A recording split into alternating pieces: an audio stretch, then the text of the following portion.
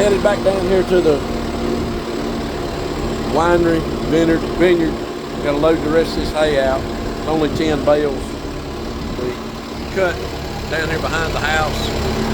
And this field right here, I don't know, maybe 15 acres, 12 acres maybe. We brought out, I think we had 40 bales right here, total 40 4x4 round bales out of the John Deere 447. And I'll stop. I'm waiting for the guy to come with the trailer to get the rest of this, get out of the way right here for anybody coming in. But I'll do a little bit of a review on this 70-40. It's big old tires on the front of this thing. I'm gonna turn these rims out. But all right, we'll start with this review. All right, I had a Workmaster, New Holland Workmaster 50. Horsepower wise, this is naturally a lot more. This is about 70. The other one's about 50. This tractor is a 2014. I bought the Workmaster new. All right, the Workmaster on the back had tubular stabilizers like this one. I had 2 remotes put on the Workmaster when I bought it. I had the extra set of remotes put on this when I bought this one. It had 1 remote.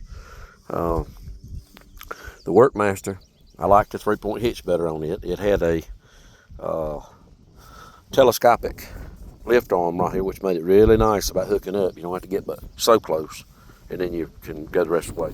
The Workmaster also had these balls on this one on your hitch. The Workmaster had 2. The ball was 1 ball, but you turned it one way and you had cat 2, and you could rotate the ball another way and had cat 1 on it. This is all cat 2. That's a little aggravating back here, but you can run with your sleeves or whatever you call them, bushings, whatever you can put in there for that. All right. I had the wheels turned out on the New Holland. I took it back down there to the dealership and told them to turn the wheels out and make it wider. This tractor is set up as narrow as it can be, I think. I'm gonna turn these wheels out wide. It just makes better for the stabilization, using the loader and all that. This tractor's got bigger rear tires. I'm running 16 930s on this. The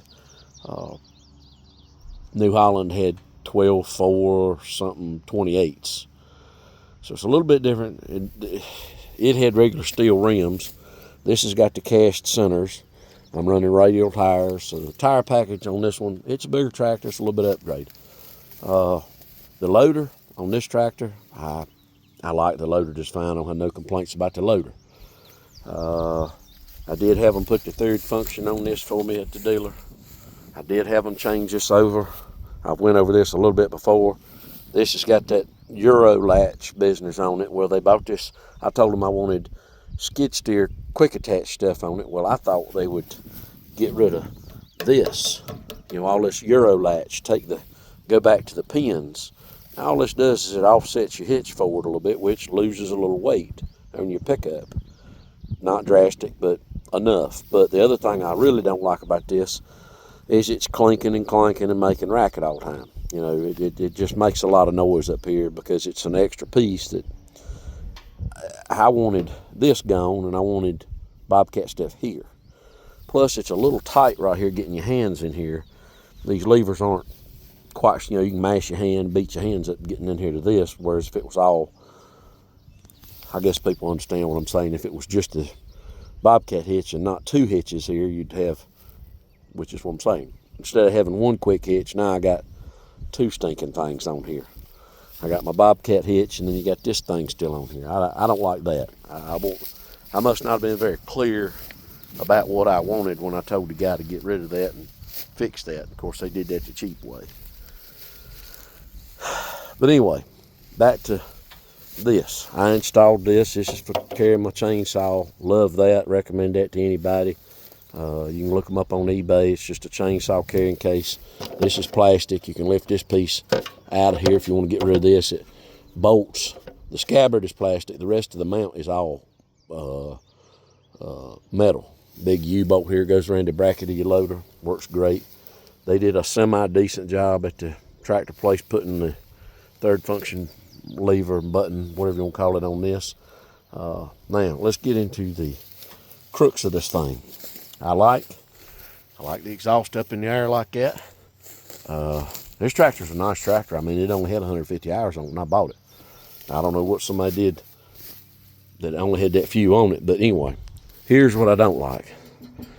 And you'd think I would like that, but that's a hydraulic shuttle, which you don't have to clutch to change the direction. You just pull it in. If you're going forward, you just ease it into forward, pull it into neutral, wait till you stop, put your brake on, and then just ease it back into reverse. It's real jerky. There's no smoothness about that shuttle. That Ford, or New Holland I should say, had a mechanical shuttle on it where you had to clutch it to work a shuttle on it. And it was like butter. It was smooth, boy. Smooth. Transmission on the New Holland was smooth. The transmission on this tractor, shift on the go, smooth. You got to clutch it to shift just like you did on the New Holland. You got your differential lock, high-low range right there. Now, another thing I don't like about this tractor that was a big hang-up for me. Look over there. Now, who would make a tractor this big and not put draft control on it?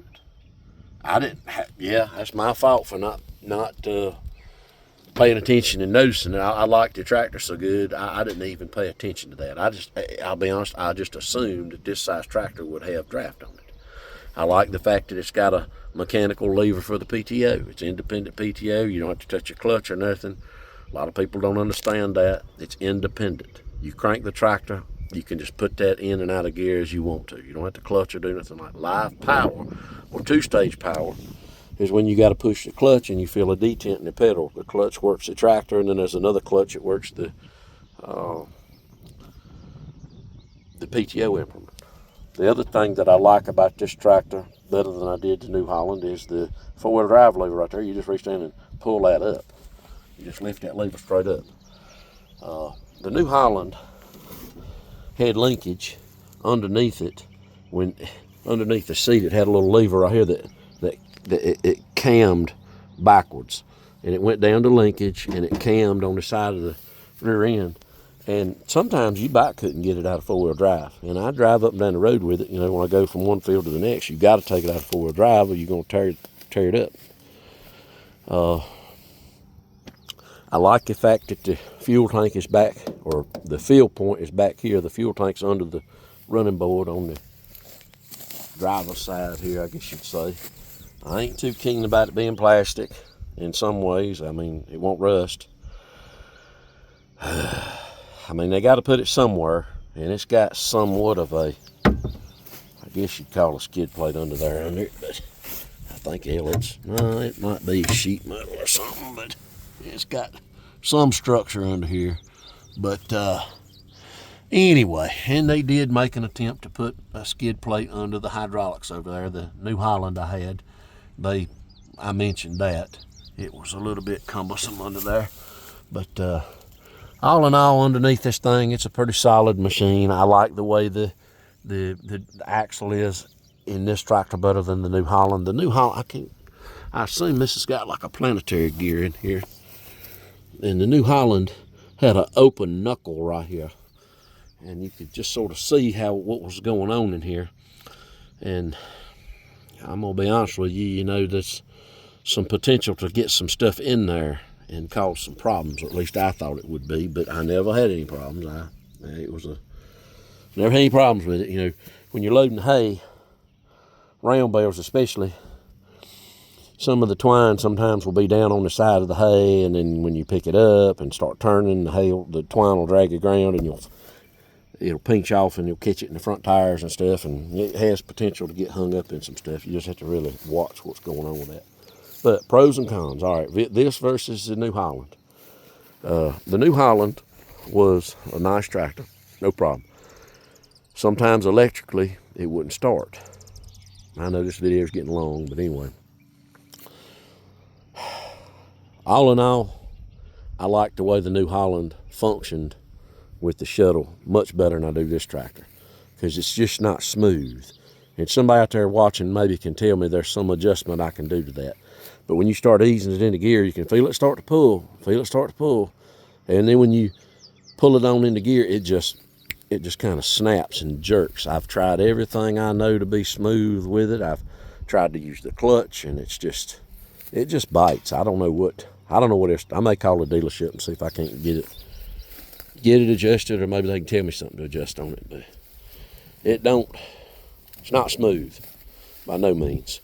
The other thing on this thing I hadn't noticed, I've been looking, there's no receptacle back here. I don't think anywhere back here, at least I don't see none, to plug. The baler's got lights on it. I could plug it in. My dad, hell, that tractor's, that 584, it's an 83 model, and it's got a receptacle. I don't understand why this tractor don't have a receptacle back here. But anyway, it is what it is. This is a good machine. I despise these lift arms right here, the adjustable lift arm right here for this side. Why in the hell they can't put a crank on it right here, like the old style tractors was had a crank. This is junk. It's a shame you got to upgrade everything to get what you want, and they skimp on stuff like this. And that's so if you're running a blade or your implement, you can lengthen and shorten this side over here and adjust it. But they sell these tractors to people who ain't got no sense, don't know what a tractor is, and then the rest of us just have to suffer. Used to, that would be kind of a standard program right there. That's just cheap, them getting by and getting over on you. And you're paying just as much for something like this. The New Holland was the same way, had that same thing. Stabilizers, good. Drawbar is good. I like the positioning of this. It's a little better, a little more robust than what was on the New Holland, the remotes that is. Although it is very tight back here. The top link when you raise could hit that and foul some stuff up. You got lines hanging out here. Engineers don't think about nothing. This business right here could have been put way up here, high, or somewhere, up out of the way. But, it would cost them, $40 to put some extra lines and a bracket to go up here, But anyway, still a nice tractor, still a good tractor. I like it. It's a beast. With a grapple, it's a tank. You can do some serious work with it. I need to wash it and clean it up, wax it, and so forth. But anyway, it's been a long video, but I ain't done a review on it. I like it, but there's a lot of things. I don't think you'll ever find anything you like perfectly. But the main thing is, I hadn't had this one to stop yet. You get on it and crank it, and it goes. The New Holland had so many safeties on it, it was ridiculous. Oh, well, this tractor ain't got no regen on it. It's a 14. It ain't got no regen on it. It ain't got no def. It ain't got no computer. This tractor is like I want it. And hell, as I was coming up the road, I may actually buy an older tractor, and I may actually get rid of this one and get an older tractor. I may go back to an old International. They're just too smooth. They're smooth. You think you want something new, she won't have no problems with it, but yet that International we got, I ain't never had no trouble with it. Anyway, long video, hate to say it.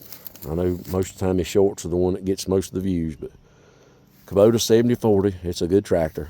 I just ain't real keen on that hydraulic shuttle business. Like and subscribe.